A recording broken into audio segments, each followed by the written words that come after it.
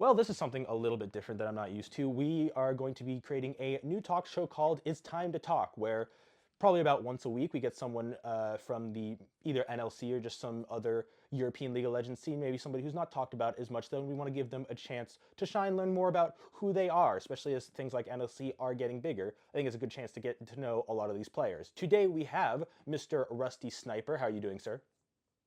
Hello, hello. I'm doing good. Thanks Yes. for having me. He is from the team that I can never pronounce correctly. It's Lundqvist Lightside, silly American pronunciation. Can you just pronounce it for me? Lundqvist Lightside. Lundqvist Lightside. Yes, okay. I'll certainly make sure the pronunciation is good as we go along. Unfortunately, his time, at least in this NLC season, just came to an end, but he had himself a very impressive performance. We'll kind of get to that a little bit later on. But first, we want to get to know Mr. RustySniper. So, just in general, just tell us a little bit about yourself, maybe a little bit where you're from, and just kind of how you started getting to play League of Legends. Um, so my real name is Rahand Akram, but I go by the name RustySniper. I guess Rusty is kind of a like clan tag, while Sniper is because I play marksman, ADC. I'm 21 years old. I'm from Sweden, born and raised. I go back to Middle Eastern because my parents are from there. Like I used to go there like twice a year. But yeah, most of my time in Sweden. I'm an engineering student. I like to work out. I like to play League of Legends as well. Well, hopefully you at least like to play League of Legends because you've been doing it for quite a while. So, uh, have you always been an ADC, or just was it just the thing you just came into before you started playing? Because before you started playing comp, it always says you were an ADC. But were you in any other lanes before that? Or was that the one that you always enjoyed the most? Um, kind of played everything. Oh yeah, I got into League of Legends because my brother was like a semi-professional like Dota player. Okay. It was a very similar game, but League was a bit easier, I guess. So that's kind of how I got into League. I started my solo queue career in gold, I guess, and then I played like Jarvan top, Kalista lethality mid lane to like diamond, which is really really weird. And then when I got to diamond 5 at the time, I started playing ADC.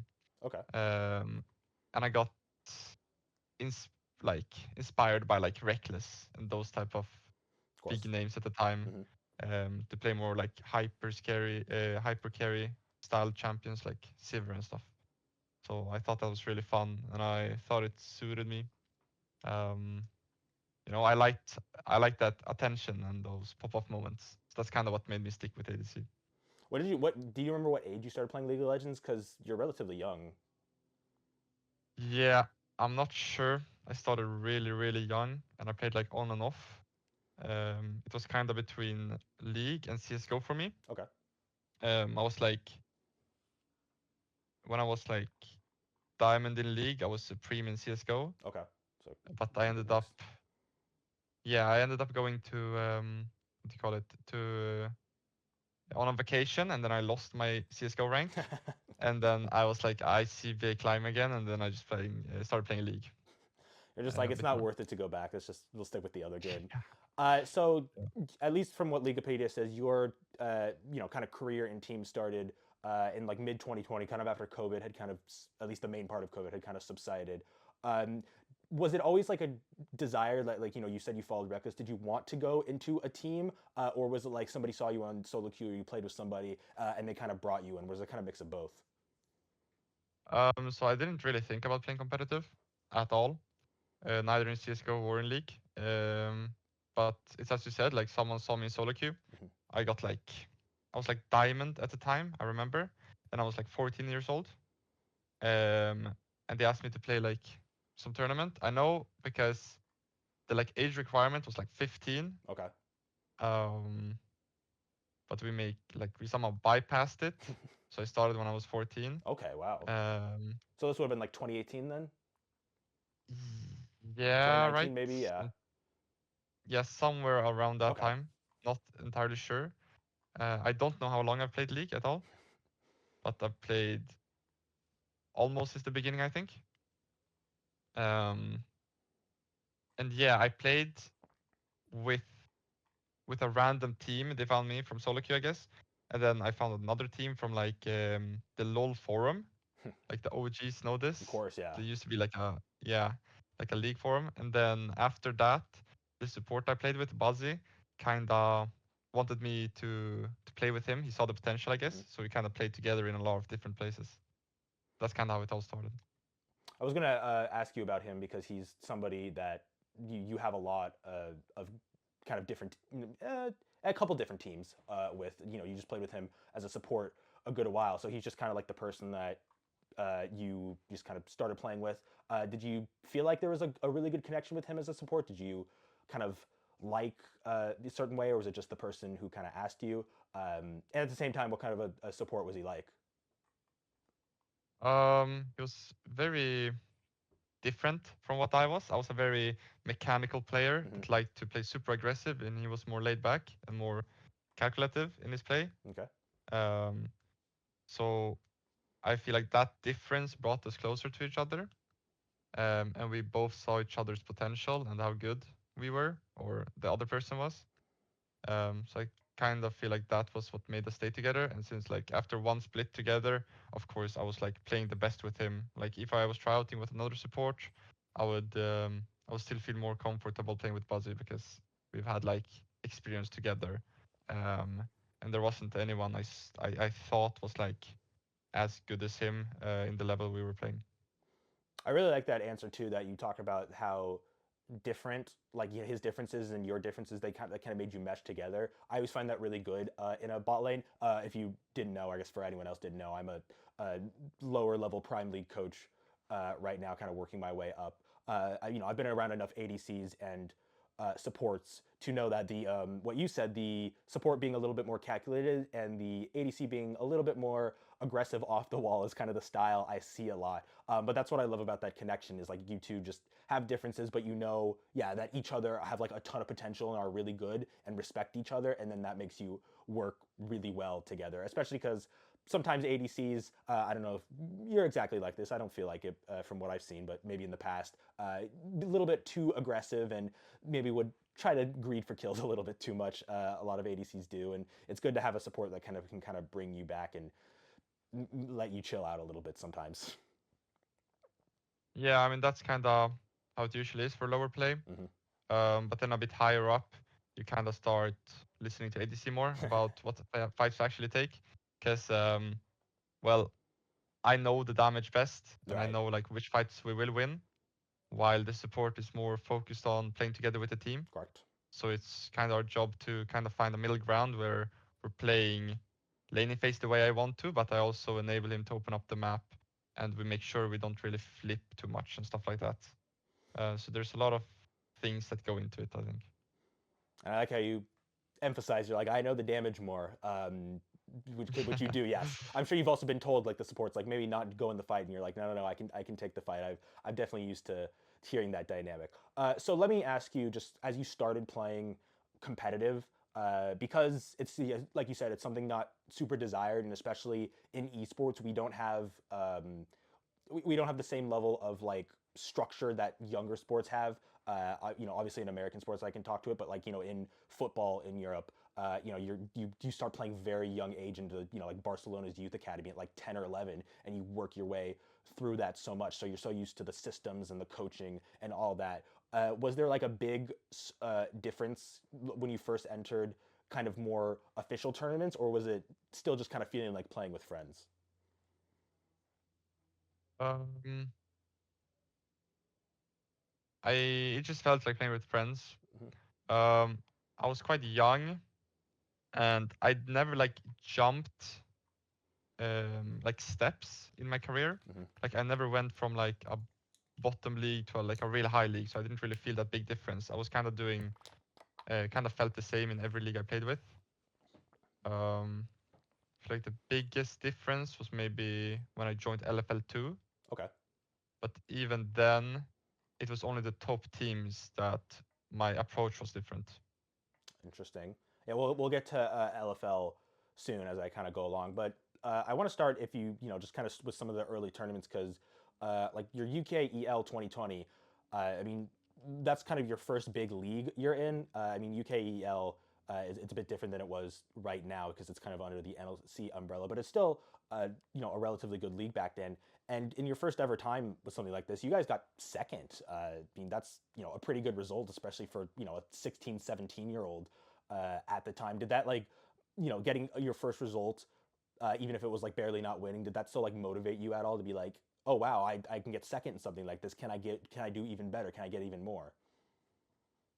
Um, I feel like I was never aware of of how high of a level I was playing in, um, at all. So I didn't even know that it was a good league at the time. I was kind of just playing my game because it was like KZ kind of got like banned from playing there, and then I had to kind of jump in. So I wasn't even supposed to play, but it was like a very fun experience because I remember that everyone was kind of supposed to be better than us. And then I come in, kind of the rookie, and I remember in scrims, I was running it down. Like, I was like flipping everything, and my team really had like, holy shit, I can't believe we got this guy, you know? Right. And it's kind of because Buzzy vouched for me. But then when it came to officials, I was really, really stepping it up. I remember like our first official games, I was playing Ezreal, and I was the only one that was up gold in my team. Mm-hmm. And my mid laner was telling me like, please don't end this game, like it's up to you, you know, like in the middle of the game. And that Oh just man. that was such a fun thing to hear because he really had like no hope in me doing anything. But when it came to official, when I was younger, it was a completely new side to me. I was doing really well in officials, and we ended up second. And I played more than what was expected in that playoffs, for sure.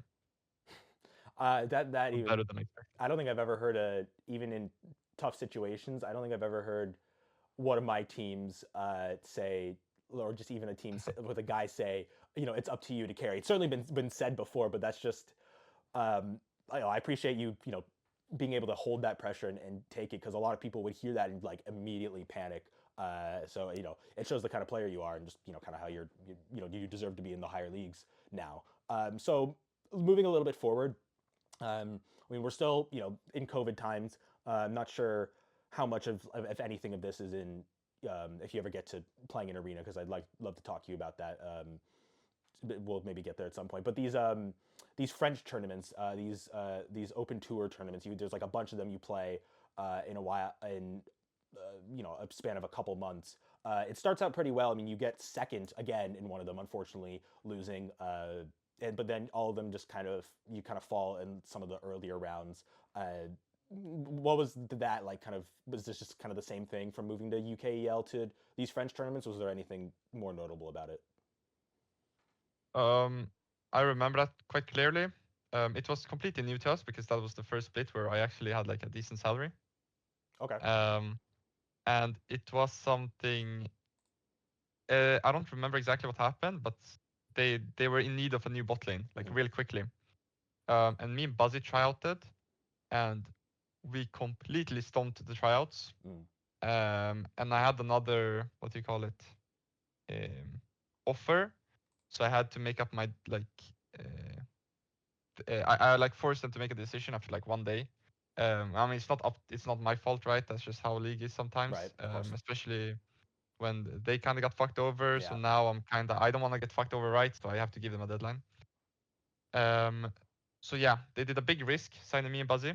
And we did really good, right? First tournament we ended second, and then the other ones we were really unlucky because the groups are very different in how you qualify.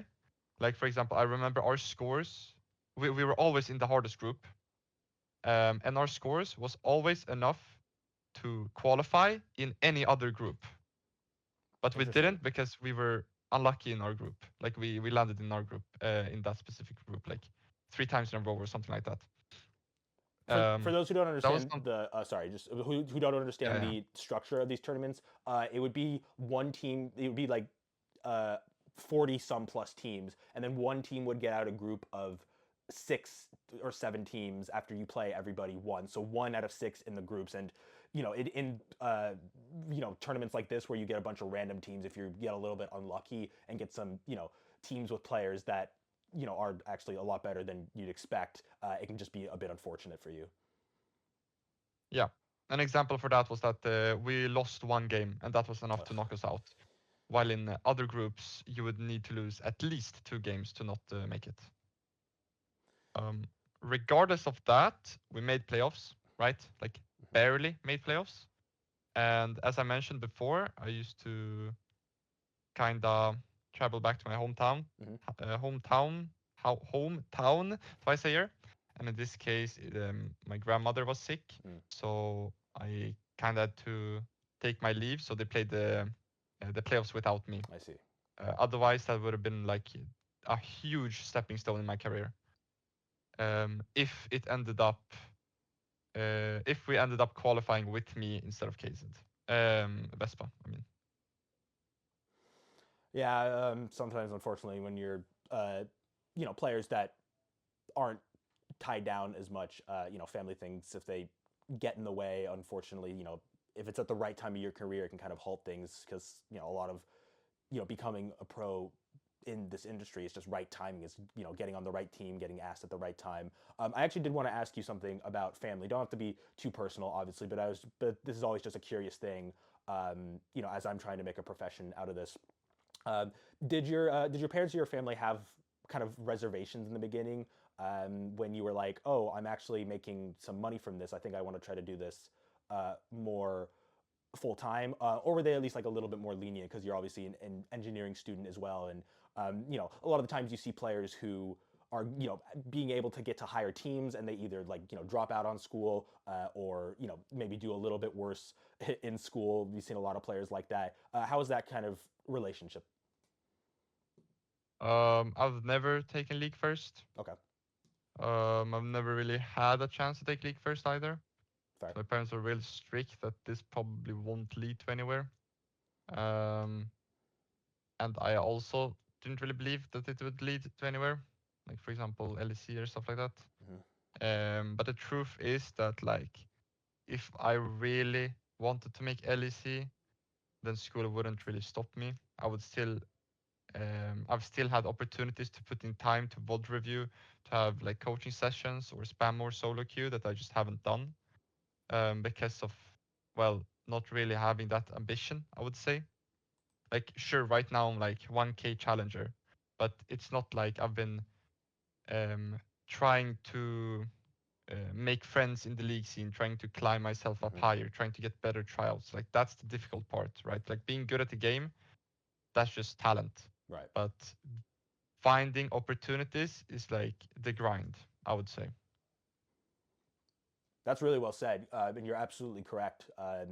It is not just about like your talent; it's about like knowing the right people and being able to just like have friends in the scene. Certainly, as a coach, that's what I've that's majority more even than talent, because I'm not playing the game. People have to see like who and can you be vouched for. There's a lot of that, and you're absolutely right to use the word grind for that because it can be a lot. Sometimes you're just having to talk with people a lot, be friendly with people that, let's be honest, maybe aren't your favorite people in the world. I do love my team. I'm not criticizing any of them, but sometimes that's what you have to do is just talk with people and get to know them more just to get yourself up there. So we're gonna jump ahead a little bit. So we're gonna start beginning your NLC career. So we're gonna go to second division 2022 summer where things kind of began. You're with this London United team. Actually, that has 2 players, Beartree and Jamsu, who are on Broad and Friends right now in UKEL, who also I know well because I keep bantering with them on what's it called, on Twitter, because their drafts are a bit iffy at times, even though they've still done very well. But yeah, entering NLC, I wanted to kind of answering the question because you've at times played with full Swedish teams and you've times played with obviously teams of different people. Buzzy is from the United Kingdom. You play with a lot of British people or Danish people or Germans, just whoever you can find. Is there a kind of stark difference besides language of playing with a full Swedish team versus playing with a team of a bunch of different Europeans?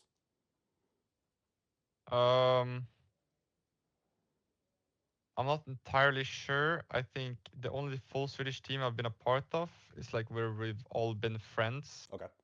and that worked out really, really well. But I feel like that's because we were so comfortable with each other and we were so open and no one was being like childish or anything. Just because we were friends and we knew that there were no like ill intent at all.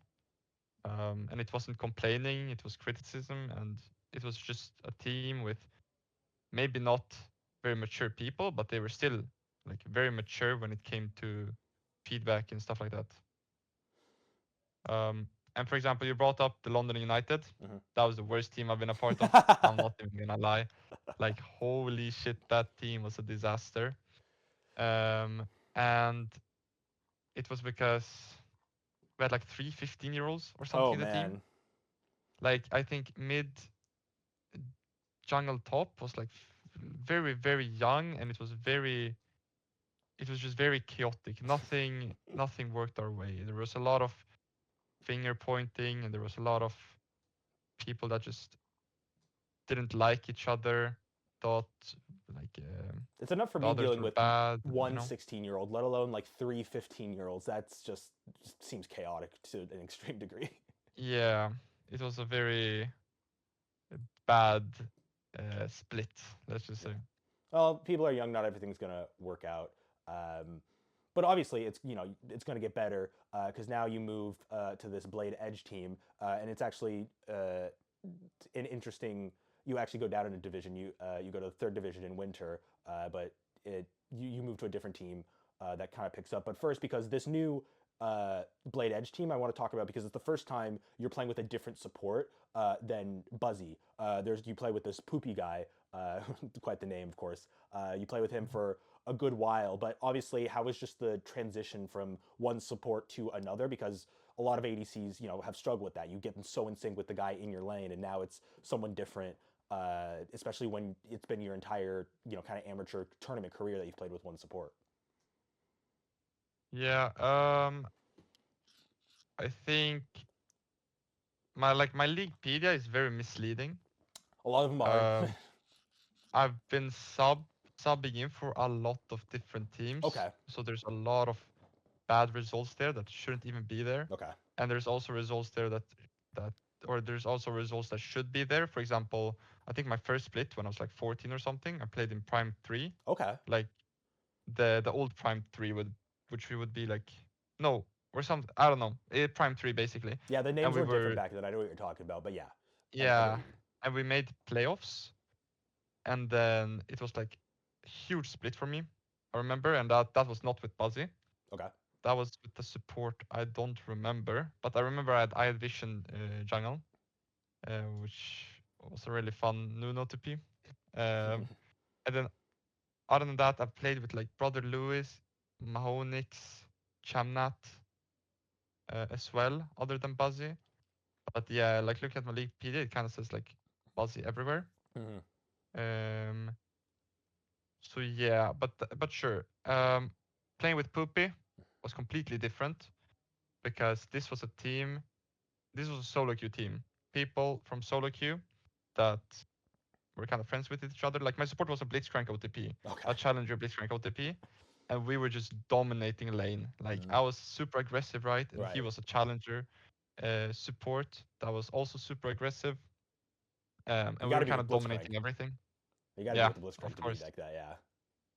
So I really enjoyed playing with him, and we were complete 2v8 every single game. Of course, like my teammates were good all around, like top jungle and mid lane, but our kind of strength came from bot lane in that team for sure. So moving forward once again, because you go in third division and then you and Poopy hop to a new team in second division for spring, and this ends up being the big result because even though it's still second division, you guys end third in the regular split, but you win the division. You get first place. You're able to promote. I mean, how was that feeling for the first time? It was the first kind of big win. Um, it Playing with this squad, it always felt like we would win. Like we played in NLC 3, which we lost Hmm. somehow. Like we had a bad day and we lost. Otherwise, we would never lose in Div 3. And then we joined Sol with the same lineup, which we won with like no scrims. We were like trolling, like we played Jin jungle in the finals. And then after that, we found a cheap spot in LNC2.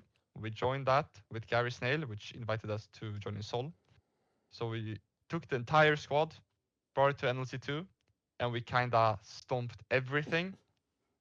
First with Hubris, but then we swapped him out for Me Like Panda, because Me Like Panda was just better. This was an all And yeah, Swedish we team, stomped. right? Yeah, Yeah, this this is an was all a full Swedish team. Swedish team as well. We didn't bring Sir Victa with us. I don't remember why. Right.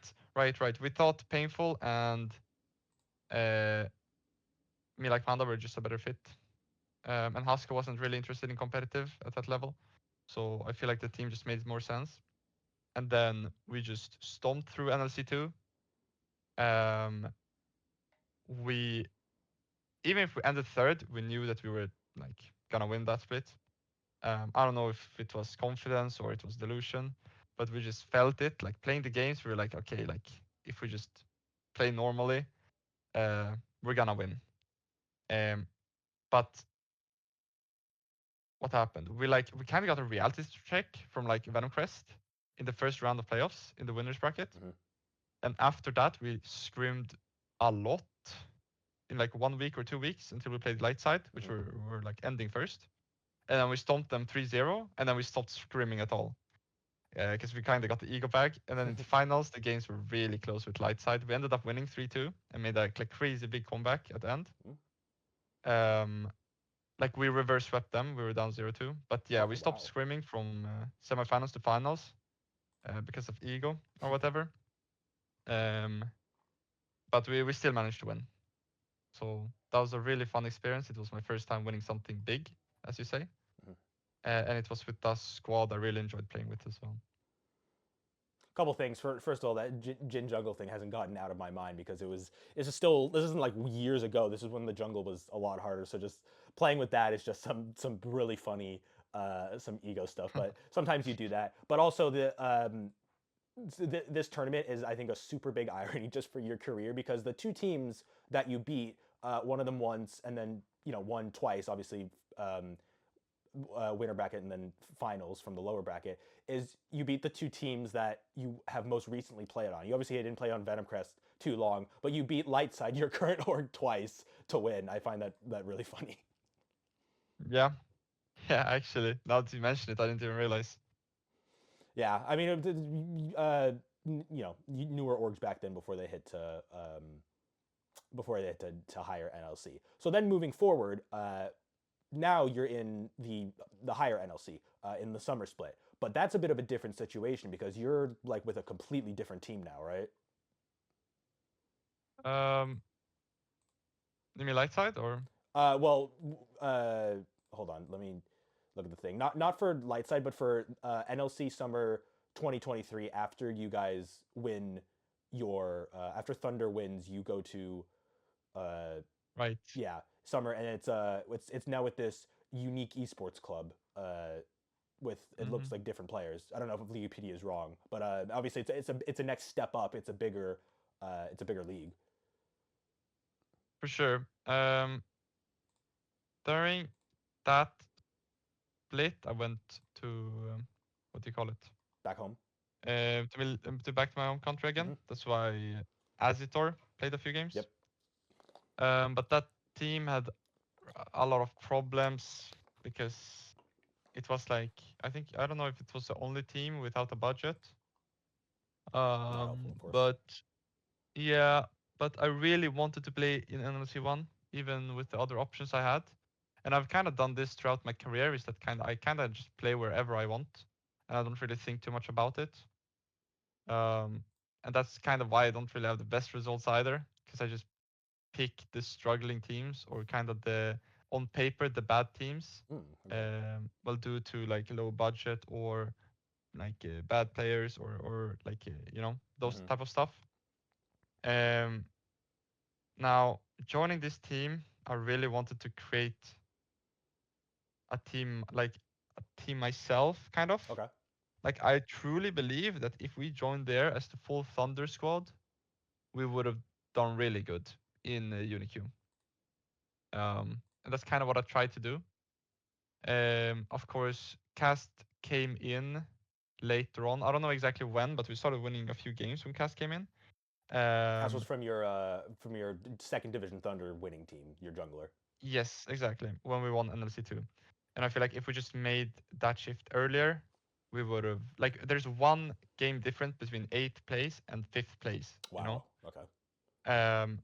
And we did throw a lot of games kind of with Voljo, but I feel like, yeah, you just need a player, like, even if Cast, in my head, isn't the best competitive player, because he's maybe not the most disciplined, or he doesn't have the best, what do you call it? He's not the most disciplined when it comes to practice and stuff like that. Yeah, he doesn't. He's still focuses enough on what needs to be better. Yeah. Yeah, he's still a really good player, and sometimes you just need a player that can pull the trigger.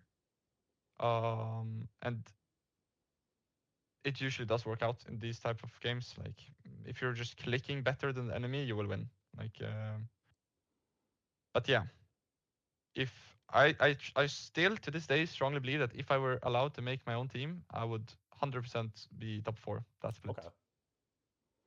Yeah, sometimes it's tough with orgs. And actually, you kind of prefaced one of the questions I was going to go into, because before we get to 2024, I want to ask you just a couple of general questions regarding the scene. Because obviously you move teams a lot, not in any way uncommon for players at this level. Orgs, you're not binded to contracts, even if you get paid.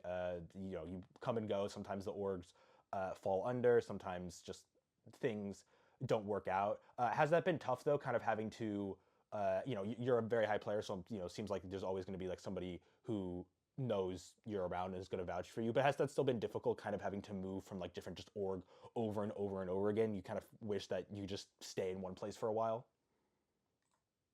I don't really feel like I've had the opportunity to stay in an org for too long.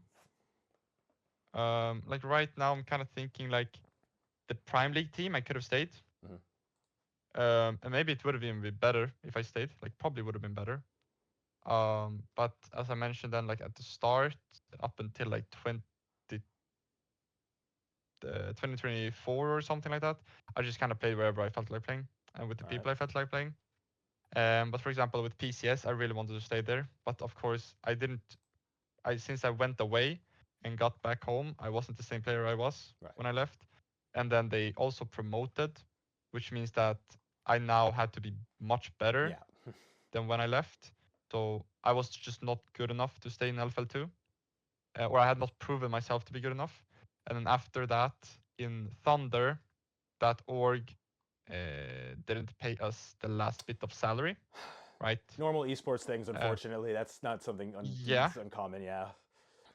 So we actually, I don't exactly remember the exact story now, but we kind of fucked them over. Okay. Me and Poopy. Like, we promoted them to NLC 1, right? Right. And if we stayed in that team, they would have had a spot in NLC 1. But since we didn't stay in that team, we made them lose the spot. Long story short. And I didn't want to give them a spot, or there was something happening where I was just, I don't want to complicate anything. I'm just going to stay in UniQ because I don't want to fuck them over. And yeah. There was a lot. Oh, right. They didn't pay us salary, and then they were like trouting every player, right? And then we kind of felt betrayed because we literally made this team together and got Div 1. Why are we trouting players? You know, like, of course. I felt like the players should have control over the roster because the players did everything to get where we got. Which may be wrong, maybe right. Like, I don't, but that's just how I felt like at the time. So I just didn't want to be there anymore. And if it meant kind of fucking them over, then so be it. That's actually really interesting insight on that. Because I mean, unfortunately, something you see sometimes where teams don't pay. But yeah, a lot of lower teams in this place, it's often a team gets built. Sometimes it's just by friends or just by people who want to play together, and then an org comes along, or a couple people come along and give you a sponsor. Trying to give you at least a little bit of money, but there's always some shady people around. So I appreciate you saying, was it right, was it wrong? But at the same time, if a player feels like a situation is better and they're not locked into anything, you're absolutely happy to move teams. Plus, they didn't pay you, so in other words, you could say they kind of got what they deserved. So I'm sure you feel pretty happy with that decision, I'd say. I mean, it's a very long story because you don't have to go through it all, of course. Yeah, I'm not gonna go through it all, but technically it wasn't really Thunder we ended up taking the spot from. It was from the person that bought the spot. Okay, yeah. And so, Thunder was just a name. Yes. Okay. So that person got back the spot, and then there was some kind of injustice we felt like between that person and the players, and the rest of the players, and then like now thinking back, I don't think he had any ill intent and just wanted the best for like how far they could have gotten in that team. But we obviously still felt betrayed because like some of the players really did carry that spot from Div 2 all the way to Div 1. And then just not getting anything in return just felt like a betray. And then when it's like, oh, we actually need you guys now because NLC gave us new rules. So can you guys come back or else we will lose the spot? Then we're like, no, we're not coming back. That's kind of the short story, I guess. I mean, no matter what situation the team is in, if you promise people money and you don't give them money, there's no kind of if, ands, or buts of how you guys react. I mean, you can't just be like, oh, sorry, we're trying to do other good stuff. It's like, if you don't have the money, you don't have the money, but you can't promise people pay and not pay. That's never okay. And unfortunately, that happens a little bit in esports. So, but moving forward, still talking about just kind of the structure of these teams. As a coach, I kind of naturally want to ask you about coaching because at least looking at Leaguepedia, not sure how much you had coaches through your time, but like at least kind of before, at least this year and like the bigger, kind of a bigger team and a bigger NLC split. What was kind of the role of like coaches? Was it always somebody you brought in, or was it, I'm sure maybe you brought in somebody from your teams you made.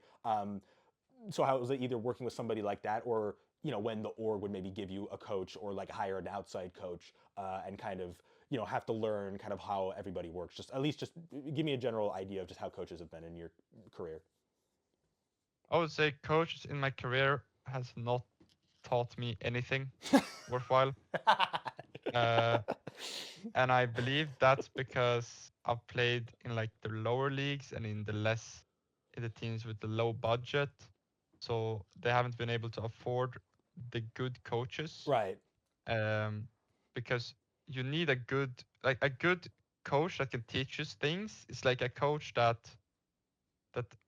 either knows a lot about your role, which is probably not, you're not gonna find that in like a low tier team, right? Or a coach that knows a lot about macro, right? Or team play. So the coaches I've had are people that lead discussion. It's kind of like a middleman for discussion regarding macro and team play and stuff like that, and then brings up point as well regarding the game. And it doesn't, I'm not saying it's a bad thing. It doesn't really need to be. It's important to be a middleman. It's just, it doesn't feel like a coach, certainly, because you're just kind of, you're not giving ideas. You're just kind of moderating things. Yeah, I mean, it kind of is like the biggest role of a coach, because in League, there's a lot of strong personalities, and you kind of need someone to kind of shift the focus or to keep conversation short and keep it productive. For example, as a player, if you are a good player, like myself, you should be able to reverse engineer a lot of stuff. Of course. So if the coach says, look, third Drake, we are not having, why don't we have position here? I think that's enough for a coach to do. Pinpoint the right things in the games that we are doing wrong, and then the players should be able to reverse engineer it. They're like, okay, can you look 30 seconds back? When did I reset? they should be able to figure it out themselves. I truly believe that. Quick thing to any of my current or former players, if you guys are listening, I hope I've at least taught you something a little bit. I hope it's not nothing in your career. Certainly, I understand that from seeing other coaches that it can just feel like not a lot taught. I just at least hope from that side. But yeah, I mean, coaching is very interesting because I at least see it. I'm not necessarily teaching you guys how to play the game because you're obviously all much higher level than me. That's kind of where my specialty came in is macro and team fighting and positioning, and especially shot calling and communication. I try to I don't need to sell myself as a coach, but I find it important to just teach people just kind of how to work well with each other and be able to point them out. And then, like you said, at the same time, you should it's important for a coach to have trust in their players to say, hey, here's a situation, how do we figure it out? And then if the player says, hi, I've got this is my answer, you got to be able to trust them. And I feel like a lot of coaches, they come in, they want to have their own ideas. I've kind of been the same before too, when I was earlier, where I was like thinking that I knew like more answers than the players. But I think it's very important to kind of have that relationship where you give advice, but you don't feel like the player is like has to play differently or like think differently than they're used to. Yeah, I mean, I also want to say, like, of course, there are coaches that have been helping me get Right. better at the game, right? Mm-hmm. But there's no one that comes to mind that has taught me a lot of stuff. Okay. Like that, like maybe I've had a shift in perspective and that changes my gameplay to a certain extent, or for example, I had a coach that was very, very, very aggressive and didn't let bullshit slide. So, Right. if I had a bad habit, we were gonna fix that no matter what. Like those type of stuff have helped me a lot, right? But it's Mm-hmm. not like it's been the reason why I'm like the player I am, Of course. Yes. Maybe brought me closer to it, made Yeah. it easier for me to get here, but they haven't really put me in this place. Okay, I like that perspective, and I like you making sure that that hey, I've done the work to get myself where I am, because you absolutely have. So now we move back to your career. We'll obviously go to 2014 now, where we talk about LFL Division Two, and it's maybe NLC is tougher now. I'm not too sure, but certainly I think a lot of people would say uh, LFL, even with Carmine Corp leaving, is arguably like the second strongest, or at least the third strongest European lower scene, aside from maybe EU Masters, but that's of a different breed.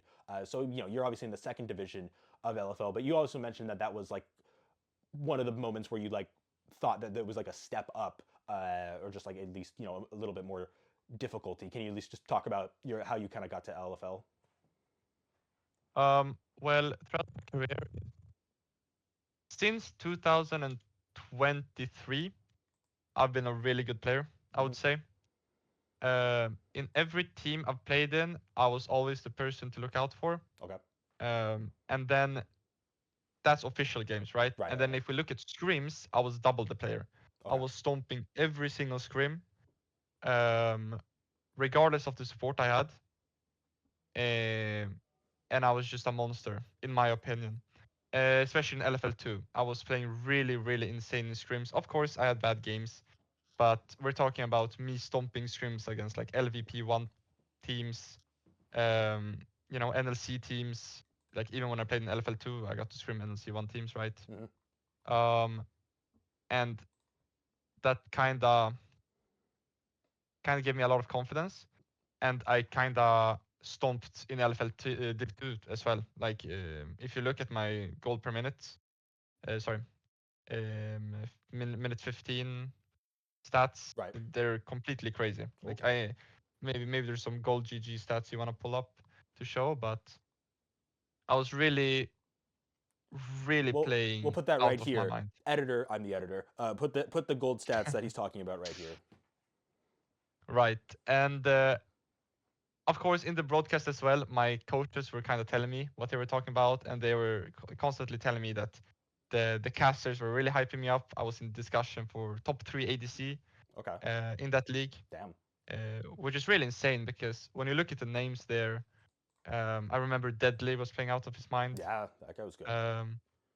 Yeah, and there were other ADCs from like Easy Dream. I forgot the names. I like really bad with names. There's some good But people yeah, there. I mean, there used there was yeah. Camilo was playing on that team, and he's the mid laner for Heretics now. Yeah, he jumped from LEC. It was really insane. Like I've seen him IRL, you know, when I played in LFL 2. But yeah, and then we had some internal problems. I don't want to get too much into it. Of course, no need. But there was something that shifted the entire mood in PCS, and I think we lost like 5 games in a row or something. Okay.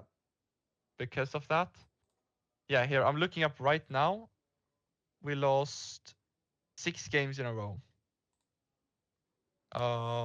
And that is just internal stuff that went wrong. Of course, yeah. Not only players, but also like I feel like morally the way we handled it was probably the correct thing to do, right?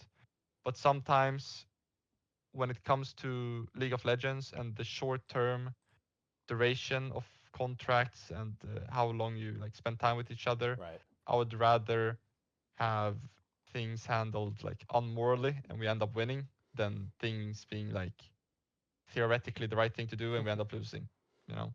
But that's also just my view on it. But I don't blame anyone for it because I don't blame anyone specific for it because there was good that came from it and there was also bad that came from it. But yeah. That's a really interesting point you talk about of like I think I know what you mean by like unmorally, just like the discourse in the team doesn't have to be like you're all friends, is like if you're still like doing good and winning. Which a lot of people, especially obviously at lower level, you're used to playing with friends and you're used to feeling like this is something to enjoyment. And obviously, it's more job like when for a lot of people when it's maybe not as fun playing around the people with you. But yeah, it's all about the wins. I mean, that's how I see it as a coach. I would like people to like me, my players, but a lot of the times they don't. But I never, I'm fine if we were winning and they all hate me, then I'm fine with that. That's if anything a good thing. A lot of I think it's just a lot of people just not used to that kind of more serious world, especially if it's like young kids who maybe aren't used to like jobs where like you have to still work your job even if like you don't like the people around you. It's just just the situations of life. So, and moving forward, I call this part because we'll talk about the Aurora Cup of 2024. The Aurora Cup, for anyone, is like the NLC end of year, like Demacia Cup or Kespa Cup, something like that. I say this, call this the if you can't beat them, join them, because you lost your NLC promotion in 2024 when you were with Unique to Venom Crest, and then now you've joined Venom Crest for this Aurora Cup briefly, but still quite a good result because you guys got second. Right. So when I joined LFL 2, I had a lot of offers from a lot of NLC 1 teams. And we can even, like, talking about NLC 2024, I joined the best team, right? Okay. Like, my roster there, Smurfy, Jakey, Nulu or Selfie, Shaukatami, for sure, the best team, maybe aside from Lion Street, right? But Lion Street was, like, super budget, right? We're talking about salaries, like, above 1K. I'm not gonna talk about our salaries, but yeah, we were of course supposed to be really insane, but we just didn't click. Sadly, it was the only true shot I got with a roster meant to win.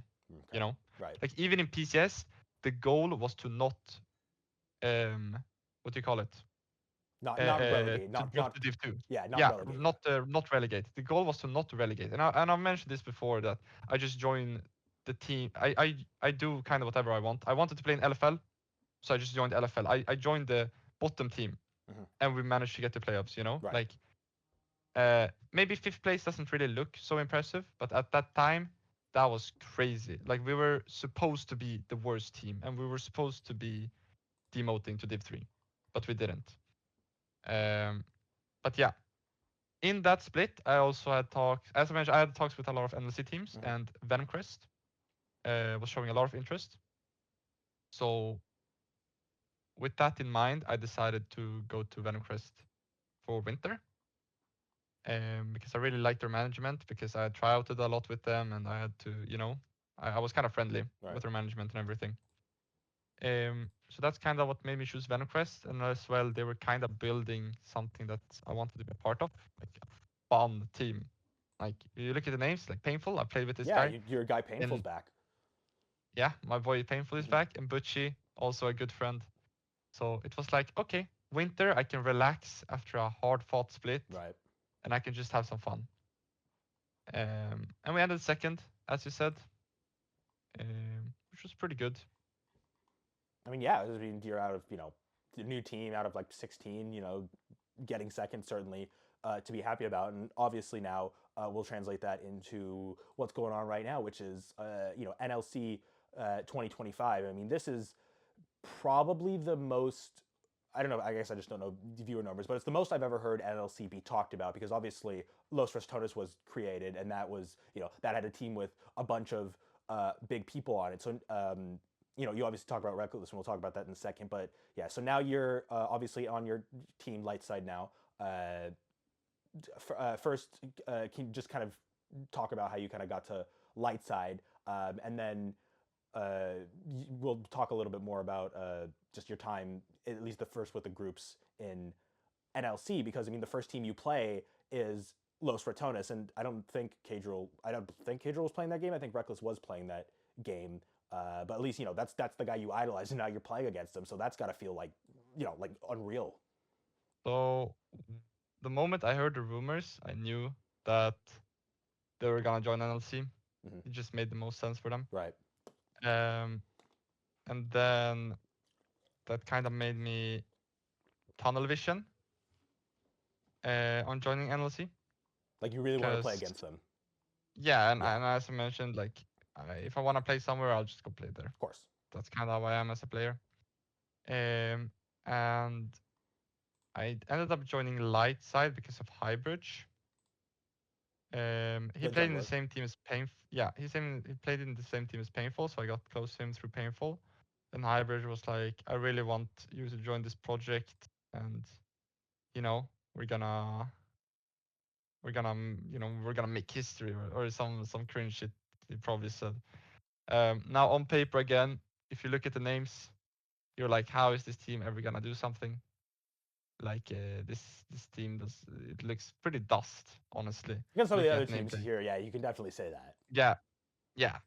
You can say this about every single team I've been part of, besides the Natives one in 2024. But yeah, I really wanted to play against Rekkles and Los Ratones, and I really liked the idea of having a lot of eyes on me, and I really liked the idea of kinda like an underdog story, just making being the underdog, playing against the big well-known team and seeing what you can do, of course. Yeah, that's kind of where I've gotten the biggest rush from. Like in LFL Div 2, it was about stomping, and just like people thought we were the worst team, right? But we ended up not being the worst team. We're like contesting top 4, and people were like kind of freaking out, Right. And the same thing with NLC. It's like, oh shit, maybe if I put up a fight, maybe if I get far, I can feel the same type of feeling, Right. It's like very, very addicting feeling, especially for an ADC where you're in the center of attention. You're just having pop-off moments, doing crazy stuff. Everyone is, screaming your name, talking about you. You're getting a lot of messages. Like it's a crazy feeling. It's certainly new. Unfortunately, the game didn't go crazy well. But that's just Los Ratones. I mean, they say that team can be in LEC. I mean, they're more of a streamer team, so I don't think they're probably good enough to be in LEC, or maybe they'd be at the bottom. I mean, obviously those players are Nemesis, Crowning, Rekkles, all have a ton of not just LEC experience, but international experience. So that's just a whole different thing. Then let's see because I want to kind of go through all of at least a lot of these games, because they all have, I think, a little bit of interesting storylines. then the Bulldog game you lose against, but then you get your first win against, funny enough, the team that beat you in that Aurora Cup finals, Verdant Esports. So kind of how was that for the first time, finally getting a win? And I mean, it's only been two, it was the third game, but still, obviously the first win is always exciting. Yeah, we kind of got into the group of death, Mm-hmm. and a lot of the new viewers, yeah, they didn't really have a lot of. They weren't very realistic about their perception of the teams and the league as a whole. We got a lot of hate comments and stuff like that, and a lot of people like thinking like, wow, why are these teams so bad? Like, what is this? Most like Los Ratones fans that had like no clue how good the league should be. Of course. People were even asking if they could like promote to LEC through NLC. Like they just wait. Completely clueless, right? It was the same with Carmine Corp. I mean, maybe we'll see them one day, but yeah, the Carmine Corp people wanted to promote, but then they just got there from popularity. But yeah, that's just they want to see their team at the highest level, of course. Yeah, so people were like very surprised when we got shit on by like LEC players, and it's like come on, like like we put up a real fight against Los Ratones. Like sure, Nord, like that's we kind of got stomped, but like then again it's like LEC players, and then Verdant we should never win because they're like academy players. Right. They're really good as well. So the only team maybe we should have beat on paper is what do you call it, Bulldog, but even them, like they are not bad, right? Right. They also have like a LEC player like Kasing. Yeah, I mean Kasing was a legendary support. Yeah. It's funny because people don't know, like, they're like, oh, why are you using against these teams? NLC is so interesting right now because I'm doing the math. It's like 8 or 9 of the players on these LEC teams have been to Worlds, and they were all in your group. You had Kasing, and then Nord Esports had Vizichachi, who maybe people don't remember from Unicorns, but remember, he was a former MVP of LEC. Santorin, obviously, from TSM. Treats played with TSM for a little bit, and then, the Ruddy Sack team with Yankos and Perks and Wonder and Leader, of course, as well. I mean, that's, I mean, we'll get to obviously Ruddy Sack in a second, but, just the amount of talent in NLC is, like, probably the highest it's ever been. Right. So we got a lot of backlash, undeserved backlash, in my opinion. But yeah, still felt good to win a game, and I knew I was being. Of course, it can be a bit demotivating, because the games were not that one-sided, and you end up like kind of like building up. Like in your head, you're like, okay, we're kind of ass, right? Right. Like, which we kind of were. And are compared to the top teams. But I had a feeling that moving forward, we should be able to at least like win one series, And that's what's going to be next, because you absolutely did. I mean, so the way that NLC worked, it's, those 4 teams, the top 4 teams of the 5-man groups go to the upper bracket, and then you and whoever was last in the other group go to the lower bracket. But you play DMG Esports in the lower bracket, and you guys win a best-of-5 series. Yeah, we do. Fearless best of 5. We beat them 3-1. We lost the 3rd game. I think I played well all games.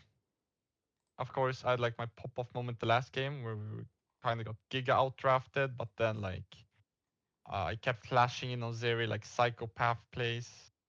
Of course. And we ended up winning that game, and we ended up winning the series. So yeah, that was a really, really fun showing. And I kind of got to be the superhero that I wanted to be in that series. I mean, you certainly get that for this series. I was gonna, obviously the big moment.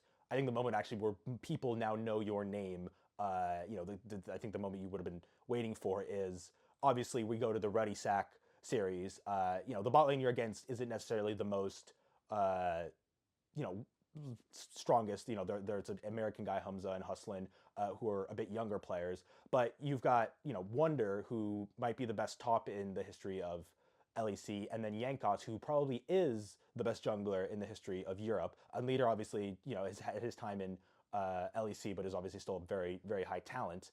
I mean, this is a team coached by Yamato Cannon, and you break the record amount of kills in a game, in a messy game. I mean, if anyone saw that game where you got all the kills, that was a messy game and a half that almost looked like Ruddy Sack was going to win for a while. But you end up getting 28 kills. I mean, that's unfortunately you didn't win the series, but I feel like I would hope even that one game, that's got to feel like the ultimate superhero moment. Yeah, it for sure did. And it's one of those things that I felt this in the Zeri game as well, but like while playing the game, I love having all the pressure on me. Like I want the game to be centered around me, and I don't care if my team is 0-10 or whatever. If I can carry the game, we're in a favorable like position, and I want to carry the game. Um, which is what I did that game, right? And I broke a kill record, or 2 kill records, right? Like I got the most kills in NLC history, and then I got the third most kills in any tournament ever in League. I actually didn't know that. Or like Wow. ERL or something Yeah. like that. I mean, that's sure, yeah, just out of like all ERLs, but that's still, and 28 kills is going to be pretty hard to beat. Yeah, it's like all ERLs, like MSI, Worlds, LEC, LCS, like all those tournaments, right? Of course. Or leagues. So that was huge. And of course, that game I was doing psychopath things again. Like I'm rewatching these stuff, right? And then I'm like Jin 4th shot flashing into like Sinsa ult, because you can't do damage outside of him. But if you flash in, you can do damage. So I've done these plays, and I just look at like VODs. People are like, wait, he's flashing in. He doesn't die here. And then it's like, what the fuck did he just do? And like those type of plays really, really made me enjoy my life as an ADC.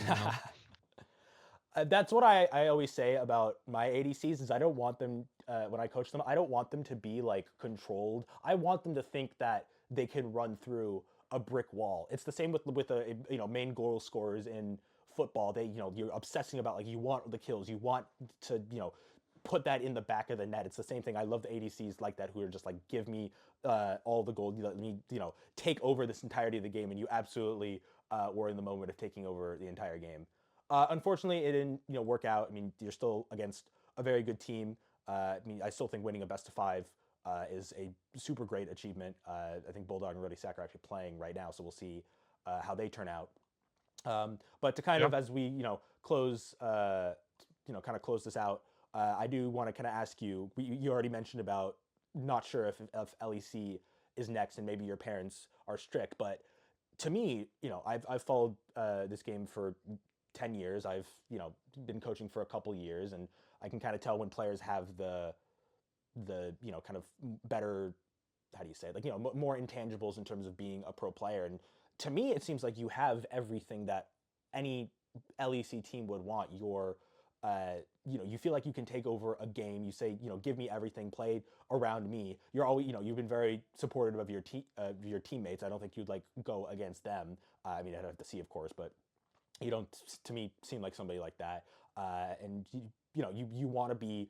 I think this is an important part. You want to be, which is what something Perks always said. You want to be with the guy with all the pressure. You want to, like, it has to be on me, and I have to be able to do a lot with all the eyes on me. That's very hard to deal with, and a lot of people do not like having the eyes on them, and they can struggle when you're in the big stages and you're the big international tournaments. So I think I really would want to see you in the LEC and see you on better teams. Do you think that's something that could really happen? I haven't really gotten a real opportunity to try out, so I doubt it will happen. Of course, it's like partly my fault as well, or mostly my fault, right? Like I'm not that, like, maybe I have what's needed to be a LEC at the top level. You were talking about like having that ego, having that drive, having that that need for pressure. Like there's not maybe a lot of ADCs that can deal with this pressure. Yeah, there's not a lot of people in general, that can do that. While I'm a person that seeks it, and then maybe that is like what's mostly required to be ADC at the top level. But what you realize is that the difference between ADCs is not that big, but at the same time it's huge. Like if I've scrimmed against Yopa, I've played Champions Q against Yopa, that guy will stomp me every game, and of course I think that if I do put in the time, I can probably match him. in like at least max a month of work. That's just my ego speaking. Like we're talking about micro clicks and just calculating stuff at like a much faster pace. But I don't think I'm good enough for LEC. For sure, I think I have the talent for it, but I don't think that I'm disciplined enough to put in the. I haven't really seen the. I've never felt like putting in the time is worth it because I've never had like real opportunities, you know, like what am I gonna do? Am I gonna give up school or something? Like probably not, right? But if I join an academy team and or I have a lot of people around me, then that would be completely different. But that has never happened. Like when I joined LFL 2, that was the only team willing to try out me there. Like I DM'd maybe 25 plus teams or something, and I got a tryout in LFL 2, and then I got in. Same with natives, is that I got in through like other than natives, I had no good tryouts, and I've kind of survived on one tryout every split, because my reputation isn't the best. I think it should be better than what it actually is. Like, what do you mean? Like, I mean, I guess I don't know. Like, I'm not, but like, do the people just like, don't think you're good enough? I don't know I what think they're that's watching then. like I've never gotten an LVP tryout. I've never gotten an LFL tryout. I didn't get any LFL 2 tryouts besides PCS. Okay. I've never gotten a LVP 2 tryout. You know, like I just haven't gotten tryouts, and I don't really know what to do to get them tryouts. Like, for example, I've done like different challenges to keep myself motivated. Like I did like I got the challenger with 60% win rate on every champion that I played on ADC, and that was the reason I kind of got to PCS tryouts, because I had a really insane solo queue record.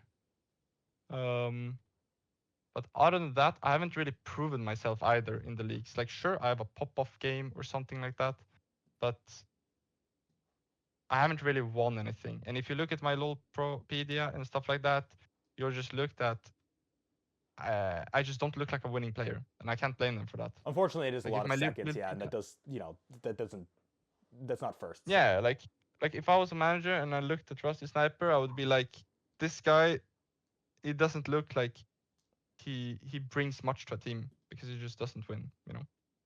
Like maybe he's a good wildcard player, but if you have a budget, you don't really need a wildcard player. Like, you know, like that's just the reality of it. And there's a lot of good players. Like sure, I may be able to contest them, but at the end of the day, it's hard for me to know what other ADCs have that I lack as well.